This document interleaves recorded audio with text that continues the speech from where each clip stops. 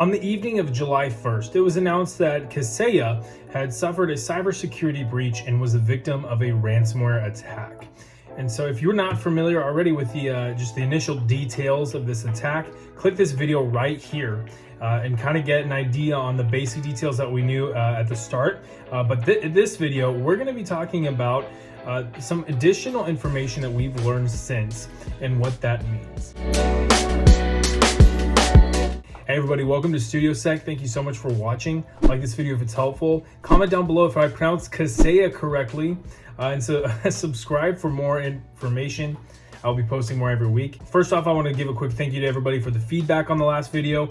Certainly the music was too loud. I'm working with some new editing software and learned my way through it. So hopefully it's a bit better in this video, but please continue that feedback loop. And I really want to make this content better for you. Then also on the pronunciation of Kaseya, let me know if I'm doing it right. Hope I am. All the best. Now on to the good stuff. Initially, it was reported that Co-op, one of the largest markets in Sweden, was one of the victims of this attack.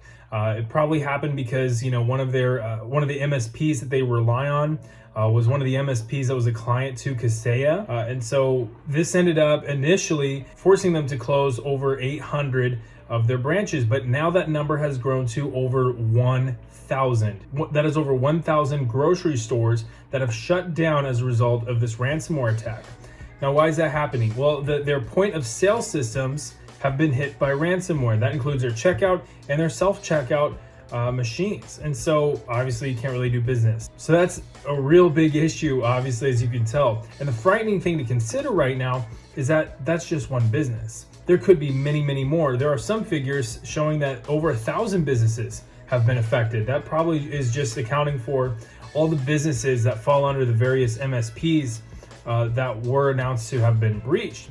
However, the level of that damage, we're still going to have to wait and see as that plays out. Now, some wholesome news with this is that some stores are actually handing their food out for free to keep it from spoiling and going bad. So definitely some, good human things happening here, but definitely not a position that anyone should have been put in originally. And I want to give a quick shout out to my viewers in the last video from Sweden. Thank you for your comments, letting me know about your experiences with this. It's just crazy to kind of see the real world impact of cybersecurity playing out in the real world. So here's to hoping that this is all resolved soon. Now let's talk about REvil's ransom. Now last night, July 4th, REvil announced that they would be taking a bulk payment of $70 million. Now in the first video, we talked about how each individual machine had its own specific decryption key. And that's going to be a critical thing to talk about here in just a moment. But the ransom was set for each individual machine at $45,000. So now that REvil is offering a bulk ransom payment, that does kind of allow Kaseya to go ahead and buy, these decryption keys. However, there's a bit of a logistical bottleneck here, and that they're going to have to coordinate and match and use each and every one of these unique decryption keys for every single machine that has been hit. Now, if you think about with Co-op, that's 1,000 stores. Each one probably has a variable number of checkout aisles, but let's just say if it's like, a normal grocery store here in the US, let's say, 10, 15 checkout lanes. So that's going to be 10,000, over 10,000, if my math is correct. I'm bad at math. That's going to be over 10,000 machines just right there alone. So that's 10,000 decryption keys that they're going to have to figure out. Now, one of the other things that I've noticed is that REvil, although they published on their blog that $70 million number, they later came out and said 50 million would work and that the price was negotiable. They also initially said that they wanted the payment to be in Bitcoin, and now they're kind of allowing other forms of crypto to be paid. And so it will really be interesting to see kind of if this money does end up getting paid out and how exactly, REvil and Kaseya end up actually organizing this, this ransom payment, and if that actually resolves anything at all in the first place. Now, obviously, the Colonial Pipeline attack showed that this money doesn't stay in the hands of the attacker ultimately for very long.